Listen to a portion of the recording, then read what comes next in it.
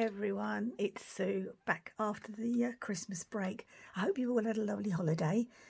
It sort of went quickly to start off with and then really slowed down in that middle week between Christmas and New Year. And I don't know about you, but I'm all over the place. I don't know what day it is, what I'm supposed to be doing, eating, etc. But anyway, almost back to normal, or we will be on Monday. So I'll start the new year with just to show you what I'm getting up to, really. I'm in the process of making another journal, which I'll do a flip through of, in a few days' time when I've done a bit more to it. But at the moment, I'm making these little notepads to go inside my journals because I think they're handy little extras, and you can leave them in the journal, or you can pop them in your handbag or in your pocket, in the car, wherever you want to put them. So they're just made out of brown cardboard, and I've decorated the front with some hand printed paper and stickers, etc. And I just thought I'd show you how I put them together just for something to do. So here we go. We got the blank one. Okay, so we start off by punching 2 holes at the top.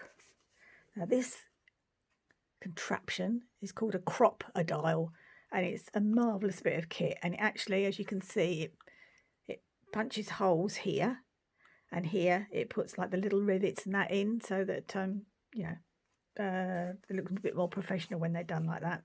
So anyway, different sizes. So I've chosen the size that I want, and I want the top of my folder, and I'm just going to slide it in here, and just, as they say in America, I'm going to eyeball it, which means I'm just going to basically guess roughly where I want the holes to be, so that they're equal, like that. See? So that's that bit done.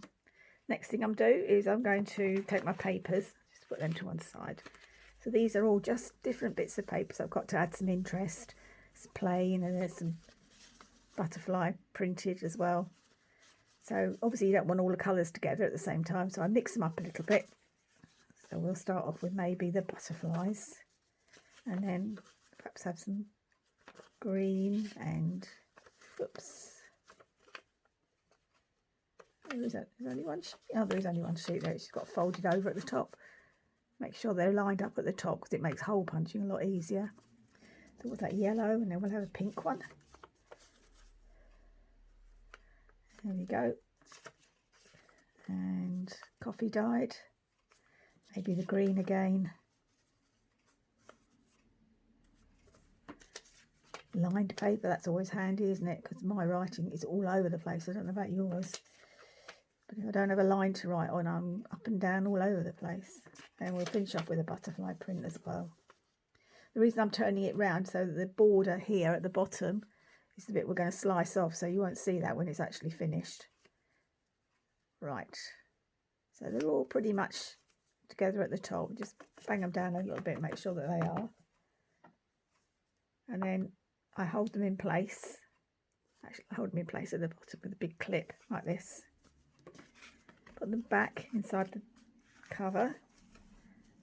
I'm going to give myself a little bit of space down this side, and I aim for similar space down the other side, but at the moment it's sticking out over the edge.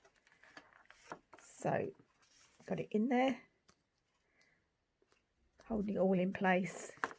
I'm going to draw around these circles because these are the marks for where I'm going to next punch the holes. If I had a pencil that worked, it would help.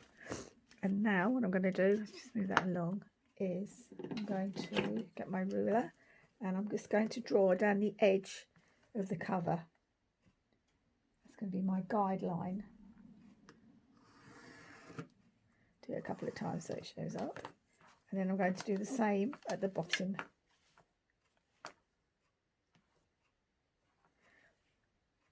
So now the guidelines are actually the size of the actual outer cover. But I don't want that. I want them to be slightly smaller than that. So what I'm going to do is take the cover off, being careful not to move the papers. Pinch them together again. And now, oops, I need to move that again.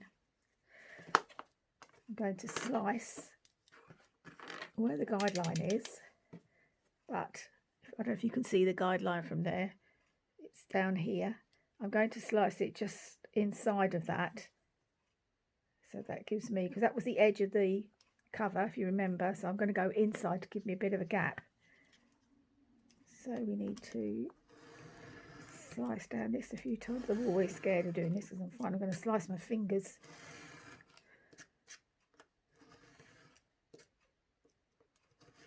Do this a few times. So they're done. Turn it round to do the same, and I do the same at the bottom. Guideline is here, and I'm going to slice it just above it so that it sits nicely inside the cover.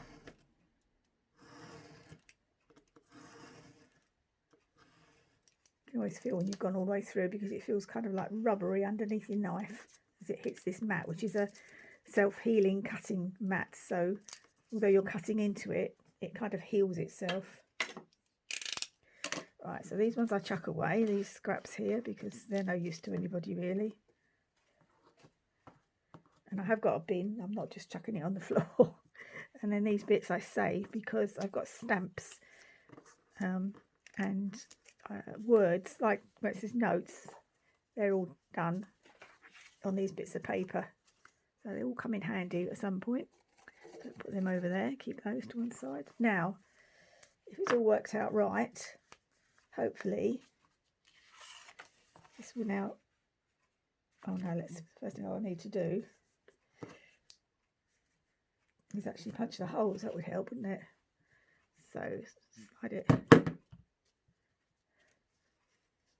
under here, and you probably not be able to see that from there, but if I look through that hole there, I can see my pencil mark.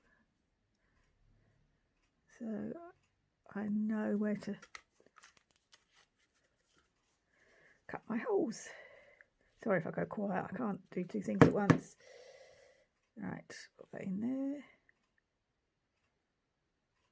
Cut that one. Okay, now I need some string. So I thought, let's have some of this twine. This is quite nice. Still holding this all together in one place. I now line this up with the holes in the pad. Like so. Close the top, pin it all together, and fingers crossed it's going to work. Thread the twine through from the back.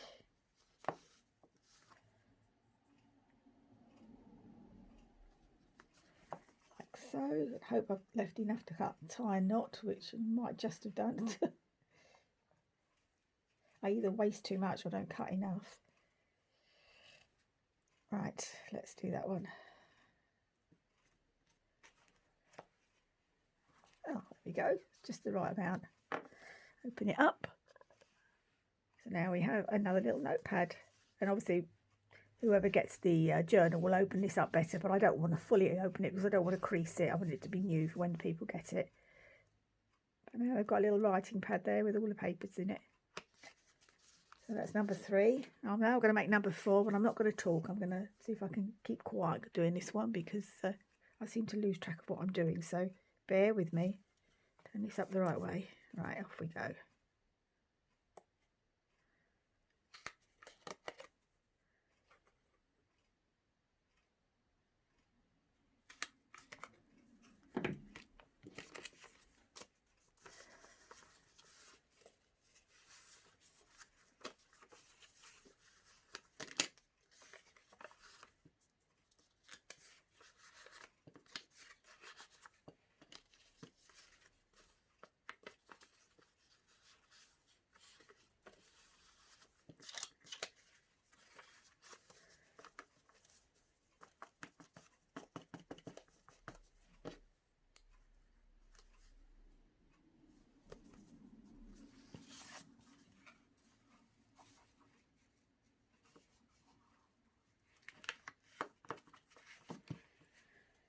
See, I'm much quicker when I'm not talking. I'm not all fingers and thumbs.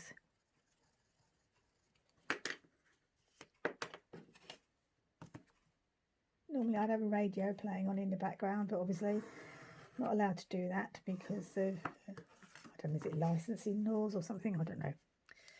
I'd have to pay a lot of money if I wanted to do that, so you'll have to, oops, I haven't lined that up very well. You'll have to talk about it yourselves. What's happened there? Maybe I wasn't doing so well then when I was quiet.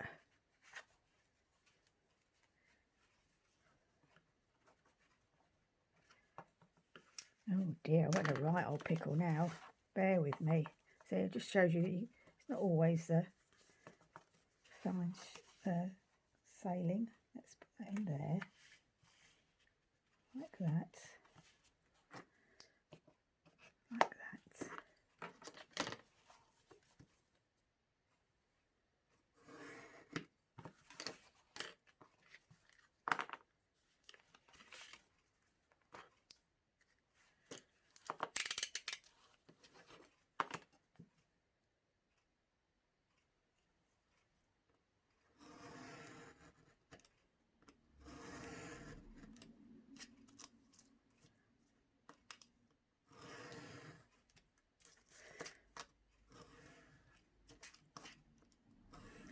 Did you see the new year in?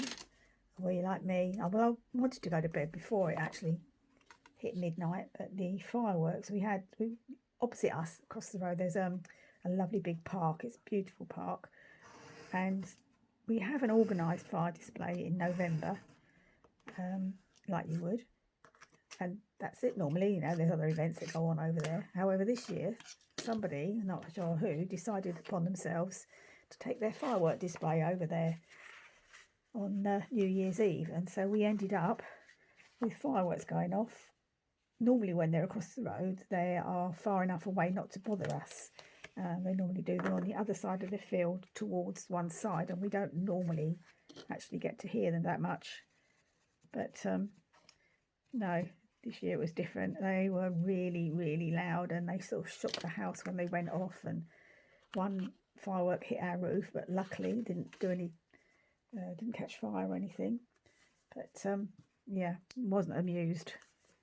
I don't mind fireworks, and I expect them on bonfire night, and I don't mind them for New Year either, but you know, when it starts getting to sort of like midnight and they're still going off, you know, it's a bit silly, because I just want to go to bed. I'm tired. I want to go to sleep. I think I'm an old fuddy-duddy. Just a minute, it's got this hole sometimes gets poked up with papers, which I have to get rid of. I hope you're getting the gist of what I'm doing here, and I'm on camera, because I can't look at this and look at the camera to check that I'm actually in shot. As I said before, I'm no David Bailey. There we go, let's line that up. Yep, I'll line that up.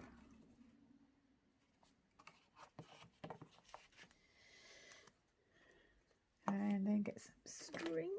Let's make it a bit longer this time, shall we? See if I can get a bit better knot on it. So, first one through. I said I wasn't going to talk, didn't I? But look at me, I'm still rabbiting on. It's very dark out there today. I've got the main room light on, and I've also got like an overhead desk light. But it's still only, well, it's 3 o'clock. But it's, yeah, not nice. I hope you haven't got snow where you are. I think we're right on the edge of it here in, I'm not far out of Peterborough, I'm South Links. And looking at the map, it doesn't look like we're going to be affected. But my daughter, who's in Wales, will be. And my sister, who's down in Cotswolds, looks like they're right in the thick of it, both of them. So I just hope they'll be okay. My son's in Peterborough, so he's like us. He's not going to be affected by it, hopefully.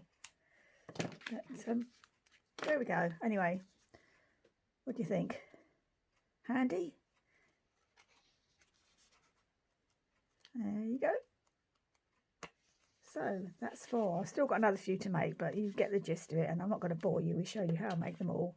But yeah, there we go. Anyway, that's the first one. So I guess Happy New Year to you all. And I hope this year brings you everything that you want and more. Maybe a good lottery win would be nice. Or win the pools, whatever it is you do. And I won £5 at Christmas on the scratch cards, but I gave it all to my little granddaughter, who's only 9, so I'm sure she can find something to spend it on. And it seems to be a bit of a tradition. We supply the scratch cards every year, and her mum and dad do as well. So we have 2 lots, and then we sit there after lunch and we scratch them off, and all the donations, all the winnings, etc., go to her. So, you know, she makes a little packet every now and then when we've all won a little something. So she's worth it though. Anyway, as I said, bye for now, and until the next time. Take care. Bye.